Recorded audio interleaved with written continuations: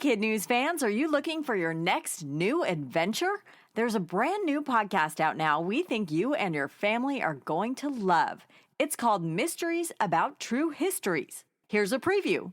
From the creators of Who Smarted and Starglow Media comes a podcast full of mystery, adventure, time travel and riddles, and secret math.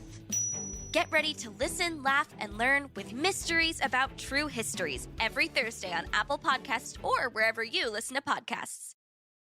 Good morning and welcome to KidNuz. I'm Tori. Today is Friday, May 3rd, 2024. And we begin with an orangutan's do-it-yourself first aid kit causing a sensation among scientists. In the wilds of a Sumatran rainforest, researchers watched as a great ape named Racus applied a tropical plant to an open wound on his cheek. Scientists are marveling at how Racus intentionally plucked and chewed the leaves of the liana vine, which is known to humans for having anti-inflammatory and pain-relieving properties, and applied the juices directly to his cut. He then doubled down and used the leaves as a makeshift bandage. 1 week later, the injury was gone. While apes have been known to use plants and leaves to combat stomach issues and even sore muscles, this is believed to be the first documented case of a wild animal treating a skin wound with a substance known to have medicinal properties. The findings appear in the journal Scientific Reports.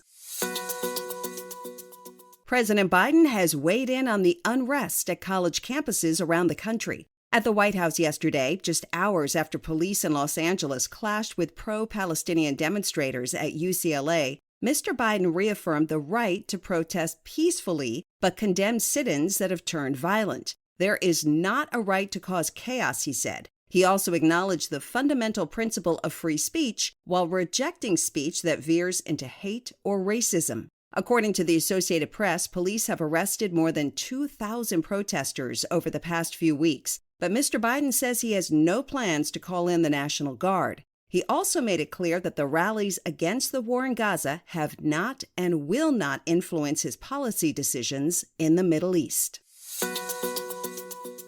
Dreams will soon become destinations. As part of its new Icons category, Airbnb has built a replica of the floating house inspired by the Pixar movie Up.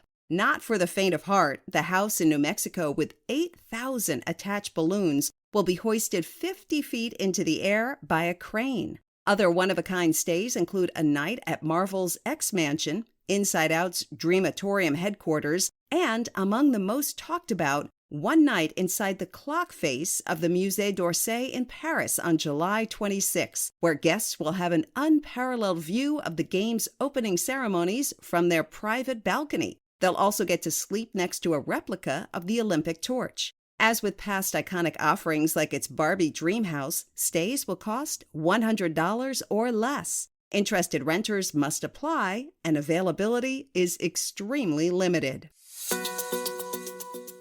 Artificial intelligence is being taken to court. 8 major newspapers, all owned by the same company, are suing Microsoft and OpenAI for copyright infringement. The papers, which include the New York Daily News, Chicago Tribune, Orlando Sentinel, San Jose Mercury News, and Denver Post, accuse the tech giants of using millions of their copyrighted articles without payment or permission.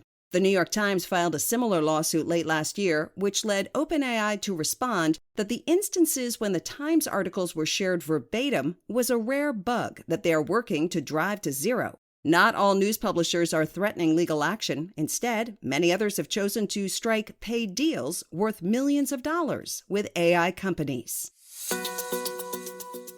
It's a new world record for tree hugging. Abubakar Tahiru is a 29-year-old forestry student who managed to embrace 1,123 trees in 1 hour. That's almost 19 trees every minute, or 1 tree every 3 seconds in the Tuskegee Forest in Alabama. But to set a record, he had to follow some strict rules. He couldn't hug a tree more than once, and he had to make sure he caused no damage. He told BBC that he wanted to inspire kids in his native Ghana to care about nature and the environment, adding, "Achieving this world record feels incredibly rewarding. It's a meaningful gesture to highlight the crucial role of trees in our ecosystem."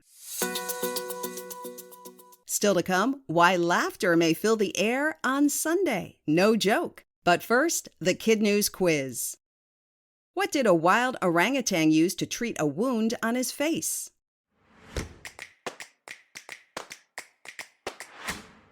Leaves from the medicinal liana plant. How many balloons are attached to a replica of the rental house from Pixar's Up film? 8,000. Why is a group of newspapers suing Microsoft and OpenAI? They accuse the tech companies of using copyrighted articles without permission. Where did a student set a new world record for hugging trees? In Alabama's Tuskegee Forest. In our KidNuz Kicker, if laughter really is the best medicine, get ready to feel great on Sunday. World Laughter Day, celebrated each year on the first Sunday in May, is an entire day dedicated to the healing benefits of laughter. It was started by Dr. Madan Kataria, an Indian physician on a mission to spread joy. He created the first laughter yoga class back in the 90s. Today, there are more than 20,000 laughter yoga clubs in 120 countries around the world. According to St. Jude's Children's Research Hospital, routine laughter can reduce stress, jumpstart the immune system, and improve mood. Sunday also happens to be the 5th of May, or Cinco de Mayo in Spanish, which marks Mexico's victory over France in 1862. Ironically, it's a bigger holiday in the U.S. than it is south of the border and has morphed into a celebration of Mexican culture and heritage. For more fun facts about the holiday and some great Kids Connect worksheets, visit our resource page at kidnuz.org. Before we go, shout-outs to our KidNuz classrooms, Mr. Wilcox and his Vikings at Lakewood School in Lake Odessa, Michigan. To Ohio for Mrs. Harriman and her online learners at Odella School in Independence. And Mrs. Chrisman and her Brown and Gold Cougars at Kenton Ridge School in Springfield. Thanks for listening. Remember to check out this month's Critical Thinking Noodler and our Week in Review quiz, both up on our website, and look for our weekly word search in your emails. Have a great weekend. We'll see you back here for more Kid News Monday morning.